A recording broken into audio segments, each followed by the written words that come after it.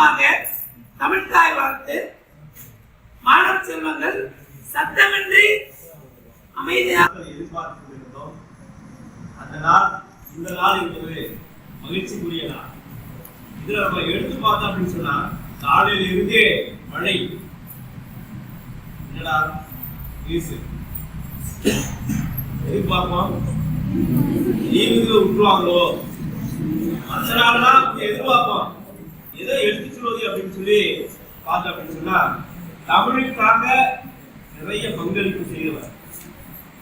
அவருடைய வாழ்க்கையில ஒரு சிறு கிராமத்திலே பிறந்து தமிழுடைய ஈடுபாடோடு தமிழை கற்று தமிழாசிரியராக திண்டுக்கல்லில் எம்எஸ்பி பள்ளியில் பணியாற்றி தற்போதுதான் ஓய்வு பெற்றுள்ள நம்முடைய ஆசிரியர் பணிக்கு ஓய்வு தமிழ்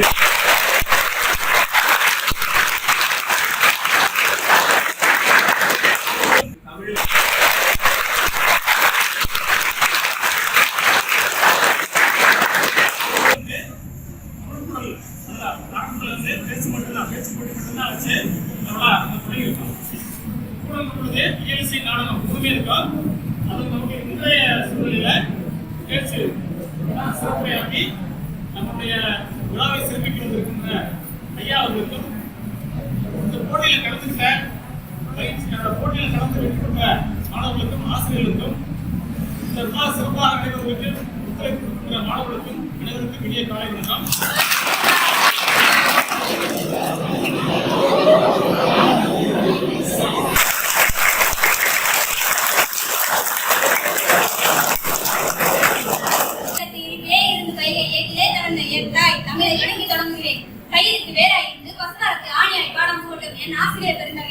நாளைய பாரதத்தின் நாடி நரம்புகளாம் என் அருளை உணர்ந்திருப்பே வணங்குகிறேன். வாழ்த்துங்கள். உழவனை போற்றிட பிறக்கிற திருநாள், ஆழ்வனை போற்றிட உதிக்கிற திருநாள், மாட்டினை போற்றிட சொல்லி பிரிக்கிற திருநாள், உலக மக்கள் கூடி இணைந்திட வருகிறது நம் தமிழர் திருநாள். நம் தமிழர் திருநாளை பற்றி ஒரு சில வரிகள் மட்டும் கூறுகிறேன்.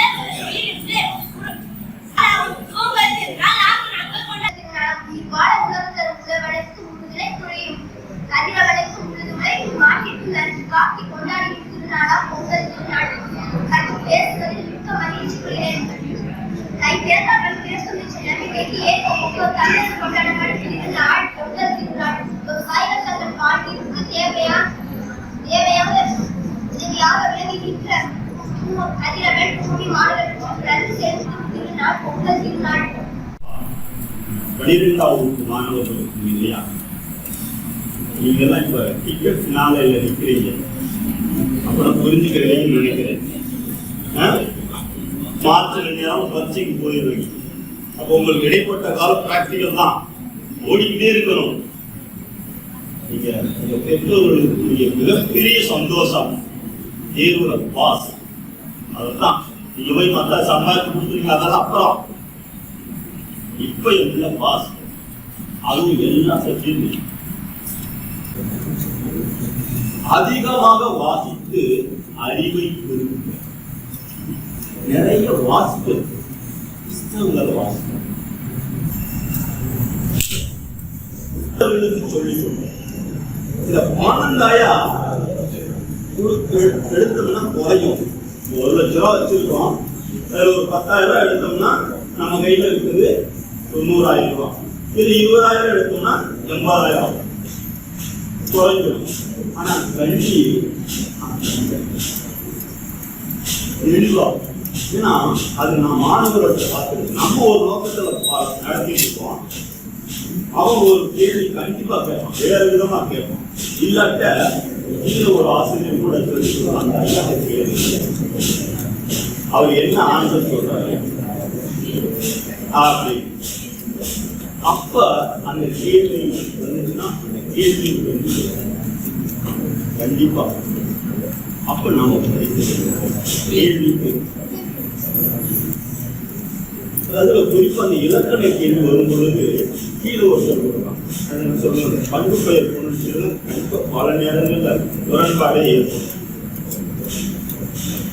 அப்ப அங்க சரிப்படுத்தும். ஏன்னா எல்லாமே பண்பு பெயர் விதியா போட்டு வருவோம். இங்க இந்த கணிப்பொருள் அடுத்து வந்தோன்னு வடிவமாக மற்றவர்களுக்கு சொல்லிக் கொடுக்கும் பொழுது நாம தெளிவாகிறோம். ஒண்ணு அவர்களுடைய சந்தேகத்தை நாம நிவர்த்தி தெரியல ஒத்துக்கிறோம். அது யாரா இருந்தாலும் சரி. இப்ப நேற்று எனக்கு ஒரு அனுபவம். நான் ஒரு மெடிக்கல்ல மாத்திரை வாங்க சொல்லி அவங்க இந்த புத்தகத்துல ஃபுல் பண்ணிக்கிட்டே இருந்தாங்க. வடமிருந்து இடம், இடமிருந்து வளம் அப்படின்னு. இந்த இதுல இருந்து இந்த இதுக்கு வர கோல் பண்ணி நீங்க சொல்றீங்க, இதுக்கு என்ன காரணம்? கேள்வி கேட்க வரும். ஏன் என்று கேள்வி.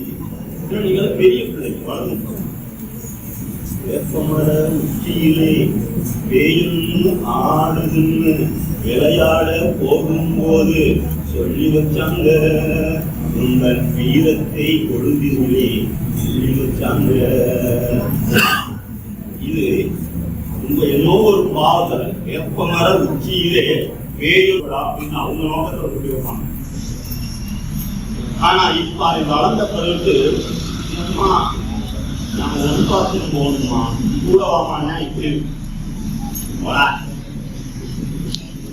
12வது படிக்கிற வயது எப்படி இருக்கும்?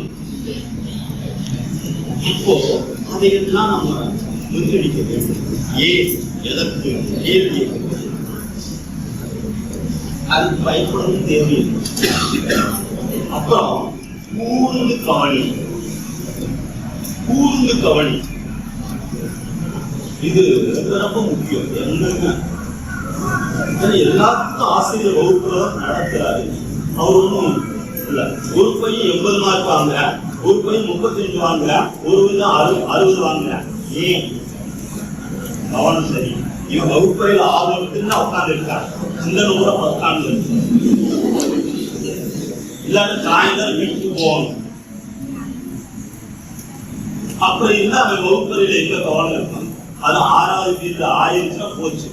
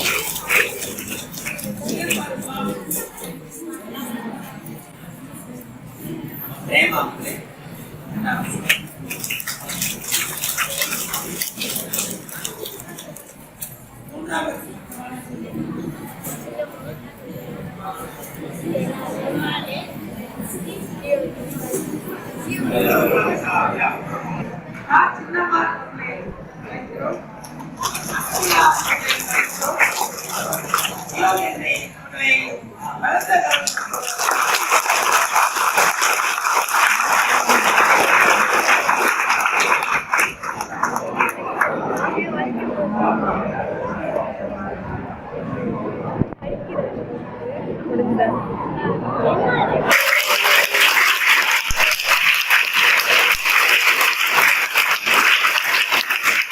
गायत्री में से